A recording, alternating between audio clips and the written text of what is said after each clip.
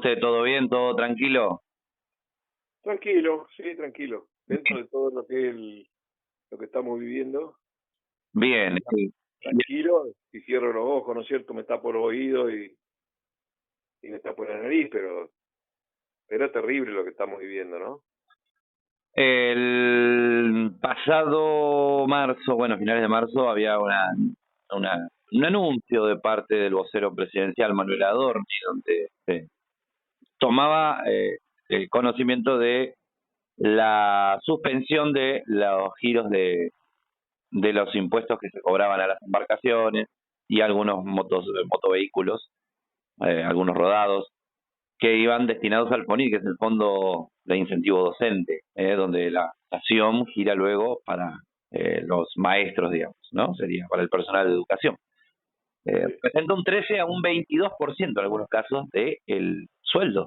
O sea, es un 13 a un 22. Es un número importante para el sueldo de un maestro, que ya tienen Entre Ríos disminuido el sueldo en comparación con el sueldo de un docente activo en la provincia de Santa Fe, abismalmente menor. Entre Ríos viene muchos años con el problema docente. Lo hemos hablado ya muchas veces a esto. Cuestión que el anuncio, digamos, visto por este lado, ¿no? Cómo terminé hablando de educación, empecé hablando de impuestos a las embarcaciones, ¿no? Es que eso iba todo girado ahí. Pero ¿cómo se tomó el anuncio? Mirá, no, para la persona que tenía hace muchos años, decía dormir barquito, ahora no va a tener que pagar impuestos. Lo dijo displicentemente sin relacionar el fondo de causa que también hay por ahí, ¿no? Ese ajuste que también se le está haciendo a los trabajadores de la educación. Hablamos hoy de la parte de la carga impositiva dentro de la parte tarifaria impositiva dentro de nuestra economía. Por eso queríamos hablar con vos. ¿Sí? Sí, un tema que por ahí desde otra perspectiva lo estuvimos conversando y bueno, tiene que ver un poco primero con un proyecto y un modelo económico-social que es un poco lo que se ha desplegado en la Argentina a lo largo de este siglo y que ha profundizado los aspectos que yo llamo más regresivos en la política tributaria, ¿no? Porque el tributo, bueno, es una imposición que le hace el Estado a los ciudadanos para poder cubrir gastos que pueden ser gastos generales o gastos más específicos, ¿no es cierto? Pues el tributo en general puede ser un impuesto que cobra, pero no tiene la necesidad de dar la contraprestación directa al que lo paga, ¿no? Sino da en general servicios generales. Después están las tasas, que ahí sí, la tasa es la contraprestación de un servicio que recibe el que paga la tasa. Fundamentalmente lo hacen de la municipalidad, pero hay tasas más provinciales y nacionales. Y en el caso de la Argentina, sucede que los impuestos en general, los tributos pueden ser, se llama, ¿no? Progresivos o regresivos. Es decir, los progresivos son aquellos que pagan más los que más tienen, ya sea porque tienen más riqueza, porque tienen más ingresos, entonces pagan proporcionalmente más. Y los regresivos son aquellos que pagan proporcionalmente más el que menos tiene y el que menos gana, y aún el que no gana nada. El tema es que en otras sociedades, que a veces se quieren poner como ejemplo, ¿no es cierto? Países más poderosos del planeta, eh, predominan, predominan los impuestos progresivos, es decir, la equidad en el sentido de que pagan más los que más ganan y los que más tienen. Pagan tasas o alícuotas importantes, en especial a través del impuesto a la riqueza, a los bienes o el impuesto a las ganancias. En el caso de la Argentina, ya desde la época de la dictadura en adelante, que se modificó toda la estructura tributaria, empezaron a ser cada vez más importantes los impuestos. Sí, ¿sí? ¿Me escuchás? Sí, te escucho bien, Luis. Sí, sí, sí. Te escucho bien. Te escucho Cada bien. vez más, es cada vez más importante entre los impuestos, los llamados regresivos, es decir, aquellos que pagan más proporcionalmente los que menos ganan y menos tienen. Especialmente, por ejemplo, el IVA, el impuesto interno, el impuesto a los ingresos brutos provinciales, donde sucede que aquel que gana muy poco o el que no gana y se va a comprar cualquier producto y está pagando el impuesto, aunque no lo sepa, ¿no es cierto? Porque está incluido en el precio final. Y es alta la tasa para eso, ¿no? Tanto en bienes como en servicios, como inclusive los servicios públicos, ¿no es cierto? Que no deberían tener esa carga impositiva, pero, por ejemplo, el caso de las tarifas de la luz, un 21% de IVA, es una locura nacional. Después están los impuestos provinciales, que acá en Entre Ríos es aberrante, y los municipales, que es una vergüenza. ¿Por qué tiene tanto valor el IVA? Esas son decisiones que, bueno, las toma teóricamente el Congreso de la Nación, pero siempre por propuesta del Ejecutivo.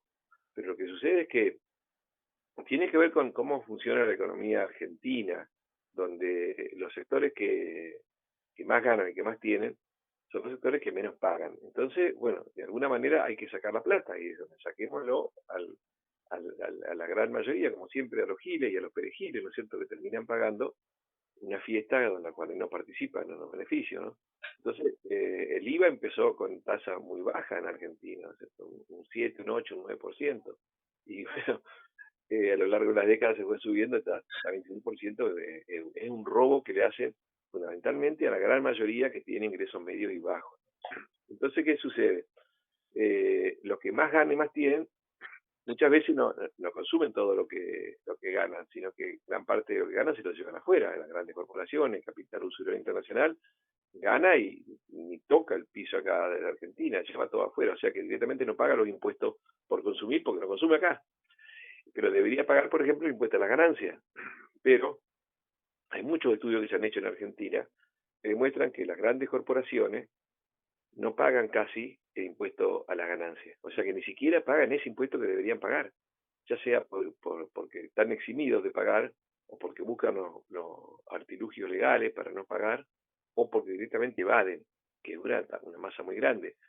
Entonces ahí hay déficit de Estado, ¿no es cierto?, en el control para evitar que evadan. Pero entonces, como no pagan impuestos lo que más ganan, bueno, todo recae, en definitiva, sobre la gran mayoría, que tiene cada vez menos ingresos. El tema es que, por ejemplo, eso es tremendamente inequitativo. Eso no lo aconseja ninguna teoría económica. Esto es una cuestión de poder general. Aquellos que dicen que son fieles a una teoría económica, el caso de este presidente, el presidente que es un corrupto, criminal y mentiroso, eh, él sostiene una cosa, pero en realidad lo que dice, no hay ninguna teoría que avale lo que él hace, ¿no es cierto?, de gobernar directamente, sacándole recursos a los que menos tienen, a través de distintos mecanismos, y a veces abiertamente, como vos comentabas, ¿no es cierto?, el caso de sacarle y no pagar impuestos a aquellos sectores que exhiben una alta capacidad adquisitiva, tributaria, pero tienen que pagar a aquellos que ni siquiera alcanzan para comer. Es un contrasentido, pero no tienen ni siquiera apoyatura en materia económica, sino que es una cuestión de poder, ¿no es cierto? Este presidente no está gobernando para el conjunto de la sociedad, eso es indudable, porque no hay ninguna medida que haya tomado que beneficie al conjunto del pueblo, sino que son todas que están direccionadas a una determinada empresa, a una determinada corporación que quiere quedarse con un paquete que tiene recibir beneficios directos, ¿no? Por ejemplo, el caso de las tarifas de los servicios públicos, cuando dice le vamos a sacar el subsidio, yo creo que la hemos hablado en este programa, le vamos a sacar el subsidio que reciben los consumidores finales, ¿no es cierto?, de la energía, del gas, pero no reciben ningún subsidio. El subsidio lo reciben las corporaciones que se quedan con el petróleo y el gas nuestro, que sacan del subsuelo, y tienen una renta fabulosa, ¿no?, a costo del petróleo de $18 el barril, y lo cobran a 70. ¿Y quién paga eso? Y bueno, le estaba pagando en parte el consumidor final y en parte el Estado. Ahora el Estado ya no paga más, todo eso que se paga es subsidio a las corporaciones, y lo paga todo el consumidor final. Y eso hace que de pronto nos encontremos ahora con anuncios como que están dando permanentemente los medios, de que sube las tarifas de gas promedio un 350%. Pero el caso, por ejemplo, de las pymes, de algunas entidades intermedias, clubes, van a subir hasta un 600%.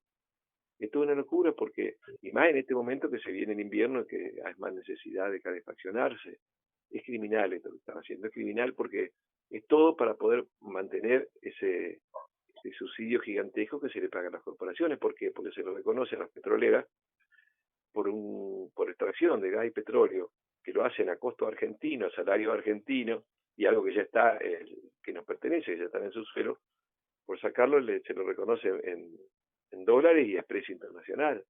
Entonces, ¿quién paga eso? Y se va a pagar, como se está queriendo hacer, pagar con todos los hogares, inclusive con todas las pequeñas y medianas empresas que no van a poder seguir siendo viables con esos costos tan demenciales. Y el tema es que es criminal porque va a obligar a disminuir sustancialmente, drásticamente, el consumo de muchos productos para poder al menos calefaccionarse en invierno. Bueno, esto tiene que ver un poco con el perfil de las políticas tributarias, ¿no? Que en lugar de ser equitativas en función de la capacidad tributaria, lo que se hace es todo lo contrario, ¿no? Son masazos que se pegan a sectores que vienen sufriendo además otro tipo de aumento, no solamente de la energía, ¿no es cierto?, sino de toda la cadena de bienes y servicios que son necesarios para la vida. Hablabas por ahí que los sectores más golpeados eran los que menos beneficios tenían ahora. Entonces, ¿qué estrategia tendría que tomar, digamos, de parte del pueblo para poder mejorar esta situación o poder paliarla con tanto panorama negativo? No, claro, lo que pasa es que así opera en general la política en este país y en otros países. Por un lado, si logran adormecer la conciencia de la gente, van a poder imponer, digamos, los que gobiernan responden a los sectores más poderosos que están muy por encima de ellos, ¿no? Entonces, ellos van a aplicar o van a avanzar en función de que haya más o menos resistencia en la sociedad. Ahora, si la sociedad ha sido adormecida y ha sido engañada, van a tratar de avanzar todo lo que puedan hasta que encuentren cierta resistencia, digamos. Esto es casi de manual. Ya el gobierno de Macri, si ustedes recuerdan, trató de avanzar en dos terrenos fuertes. Uno es robarle a los jubilados, le robó un poco a los jubilados, pero la sociedad se movilizó por completo. Yo recuerdo, yo participé, por supuesto, en esas luchas para tratar de frenar ese cambio de tratamiento para el ajuste para los jubilados. Y bueno, hizo un primer masazo, pero después tuvo que frenarse porque fue masiva los reclamos de toda la sociedad en todo el país. Y el otro fue, lo que quiso hacer también fue un tarifazo y también lo mismo. Salió toda la sociedad a la calle a protestar y tuvo que frenar. Bueno, lamentablemente en este caso, yo no sé si lo ha tomado muy de sorpresa o muy engañado, porque todavía la política de shock es tratar de tirar todo de golpe para no dejar reaccionar a la gente. Entonces, todavía no logran tomar conciencia de que, bueno, en un par de meses la gente no va a tener, la clase media no va a tener ni ahorro ni ingreso, y el grueso de la población no va a tener ni para comer, ni para calefaccionarse, ni para abrigarse. Yo creo que ahí está, primero hay un déficit muy grande de lo que puede ser, en todo caso, la cúpula de los partidos políticos que aceptan estas aberraciones, se preocupan solamente por defender su privilegio, y después sí, que le roben a los jubilados, que le pegan a los desocupados, a los enfermos terminales, no hay problema, pero que no le toquen su privilegio. O sea, y hay un déficit muy grande, porque acá hay responsabilidades centrales de quienes toman decisiones a nivel nacional, que responden a los intereses más poderosos, que son los capitales concentrados, financieros, usureros del mundo, que no tienen ninguna contemplación, ningún problema. Lo último que les preocupa es que la gente se muera de hambre o se muera de frío, porque están bombardeando países, están masacrando poblaciones civiles. ¿Qué les puede preocupar de que los argentinos no coman o no se abriguen, ¿no es cierto? El tema es que la cúpula de los partidos políticos y los sectores intermedios que están más cerca, ¿no es cierto?, a nivel provincial y municipal, deberían tener una actitud, pero mucho más activa de resistencia, y la gente exigirles a ellos que hagan algo para frenar esto, porque si no se hace nada, no se frena esto, si no se frena con resistencia, esto va a seguir hasta que, bueno, hasta que quede un mar de miseria en Argentina. Bueno, Luis, me tengo que ir a la pausa ahora. Yo te agradezco un montón siempre el tiempo y bueno, la predisposición para poder hablar con nosotros. Bueno, gracias a vos, Genaro, y espero, bueno, que siga sin censura y sin bolilla negra, dispuesto a... Por favor, siempre. Muchas gracias. No, gracias, un abrazo. Muy bien, nos vamos a una breve pausa y ya volvemos en las tardes con Omar. Así fue la charla de economía con el profe Luis Laferriere.